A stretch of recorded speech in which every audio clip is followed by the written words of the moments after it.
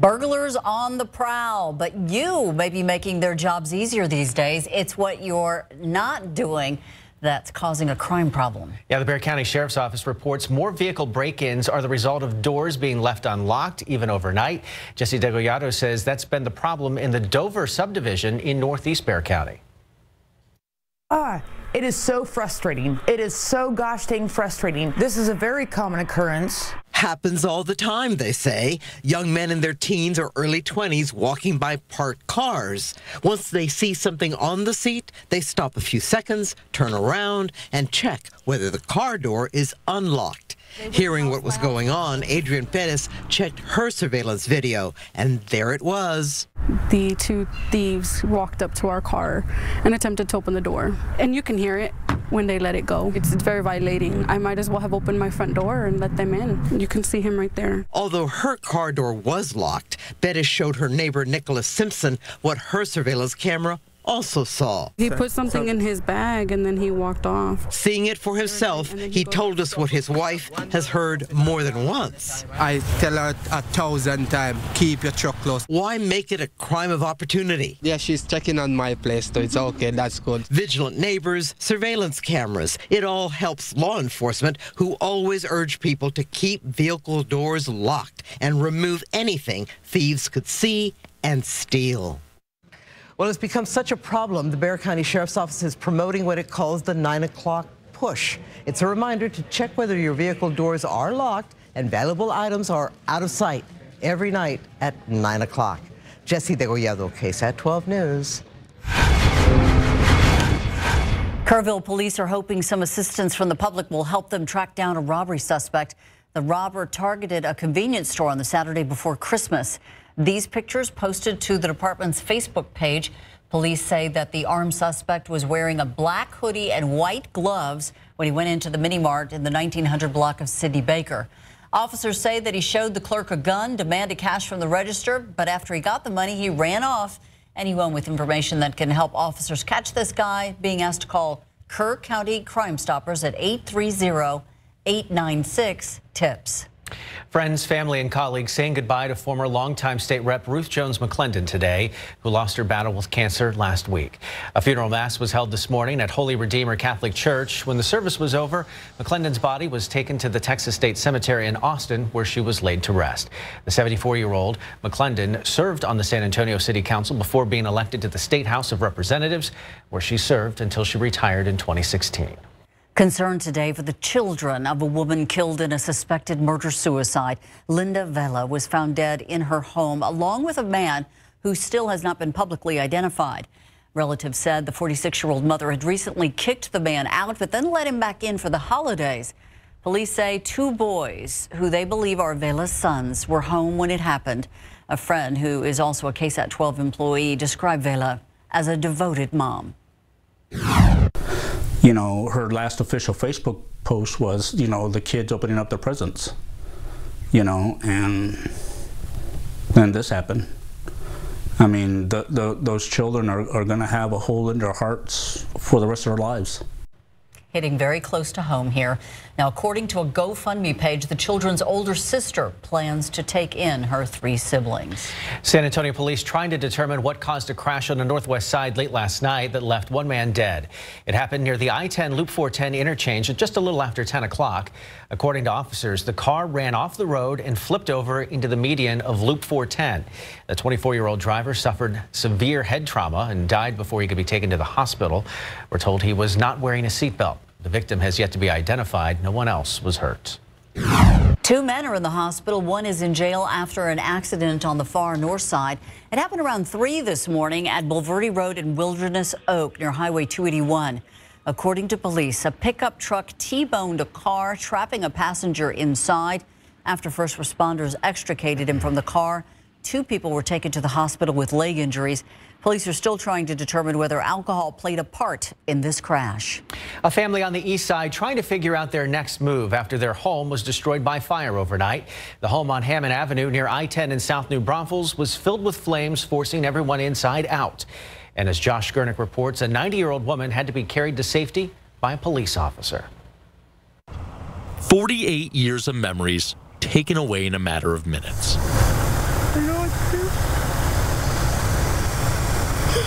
everything as soon as I got my mom up.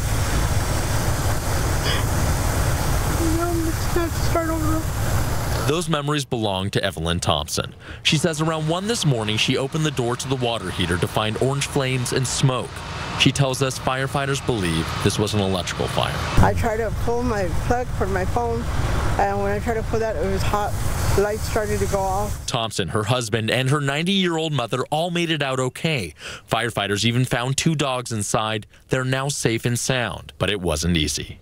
Making it to the front porch, a police officer told the 90-year-old she needed to move faster to get away from the fire. She couldn't. Showing no hesitation, the officer put her on his back and carried her to a home across the street. The neighbor was nice enough to let us stay there for a while. The fire was out in about 40 minutes, but a crew stayed for more than 5 hours. The fire had spread to the attic. The old house had plenty of spaces for hot spots to smolder and no insurance. Thompson looked inside to find her home is ruined. Now she, her husband, and her mother need clothes, a place to stay, really anything. My mother's very, very, very concerned. She was crying.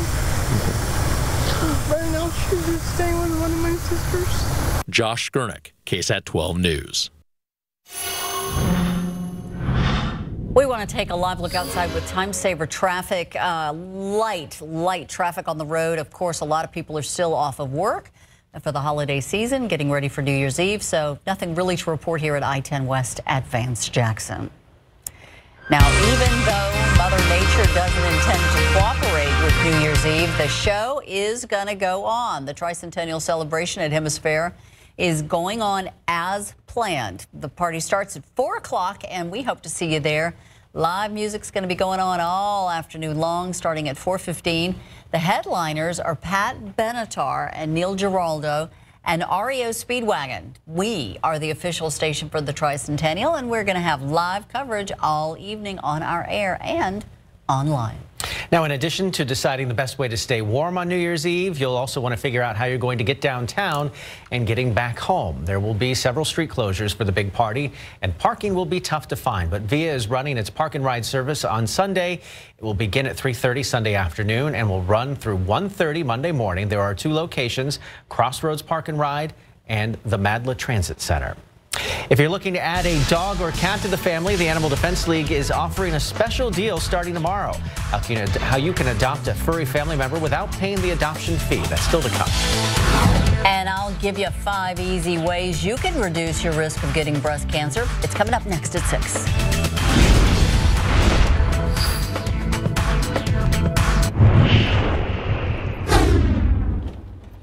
Hello, we are the University of the Incarnate Word Pre-Pharmacy Association. We would like to extend warm holiday greetings and a very Merry Christmas to all of the U.S. troops stationed both stateside and abroad. We thank you for your commitment to our country and your service and for our freedom. God bless.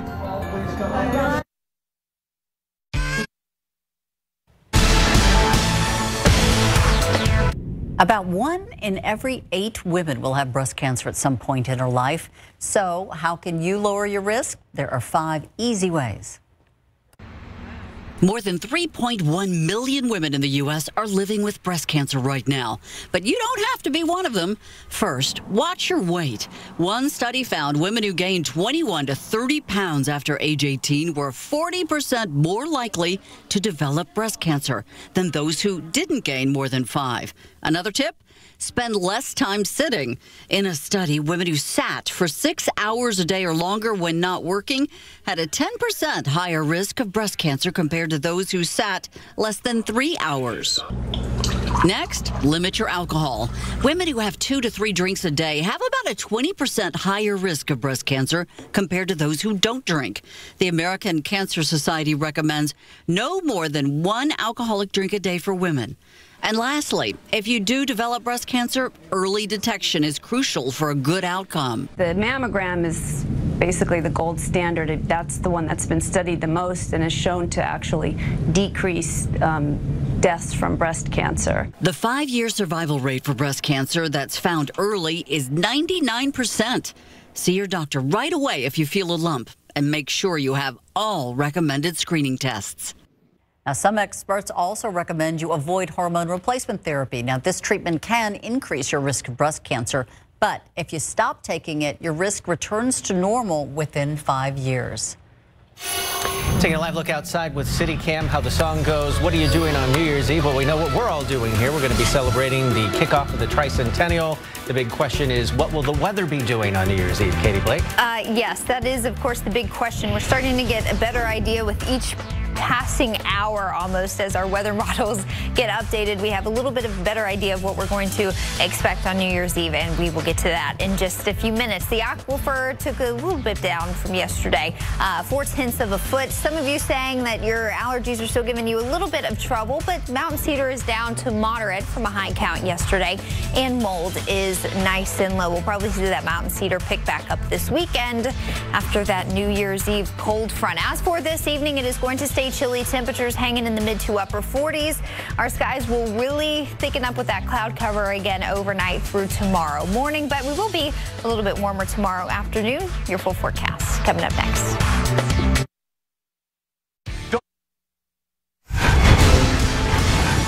This 4-year-old boy, the youngest victim caught in the crossfire during this year's gang violence on the city's east side. Tonight on the Night Beat, we asked the community the changes and improvements they'd like to see as we get ready to start the new year. Plus, a San Antonio man accused of ripping off hundreds of people around the country, the business he was running online, and what happened when I tried to confront him about the allegations. It's tonight on the Night Beat at 10 after the match game. It got all the way up to the 60s. In a way today. Yeah. You were in a car with your heater on. Yes, with the seat warmers. I think we were talking about that last night. We're going to get plenty of use out of that. You know what's interesting about the 60s? We're going to be in the 60s on Saturday before that front gets here. Yes, so we're just going all over the place. So don't let it fool you. No, no, don't, head out on Saturday and think, oh, this is going to be fine. Those weather people. Just kidding. I'm just kidding. Let's talk about that cold front that's coming in. First, we're going to get you through the next couple of days. A lot of cloud cover all across Texas today, both upper level and lower level cloud cover. We still have just a steady stream of moisture coming in from the Pacific. That's keeping some upper level clouds around, but we're also staying pretty saturated here down closer to the ground, and so that's keeping some lower clouds around. You can see on satellite this evening there were a few breaks here and there, especially further northwest of San Antonio this afternoon. Some breaks in the clouds. A lucky few of you may have gotten to see a little bit of that blue sky that we miss oh so much, but for the most part, sticking with the clouds for the next few days. Temperatures right now upper 40s across the board, starting to drop into the mid 40s, but in portions of the hill country there are dew point temperatures mid to upper 30s and low 40s, so some nice dry air out there, and winds pretty light out of the northeast, just about 5 to 10 miles per hour. Now I know we saw those breaks in the clouds this afternoon, but we're going to see cloud cover really thicken up again tonight through early tomorrow morning. That's going to allow for another very small drop in our temperatures through early tomorrow into just the upper 30s and low 40s. During the first half of the day, on your Friday, it is going to be pretty overcast, and I think we'll have a chance for a little bit of just passing drizzle first half of the day. By the afternoon, we could see some more breaks in the clouds. Still going to stay partly to mostly cloudy in the afternoon with high temperatures in the low 50s. So we're taking your afternoons just a little bit warmer each day heading into the weekend.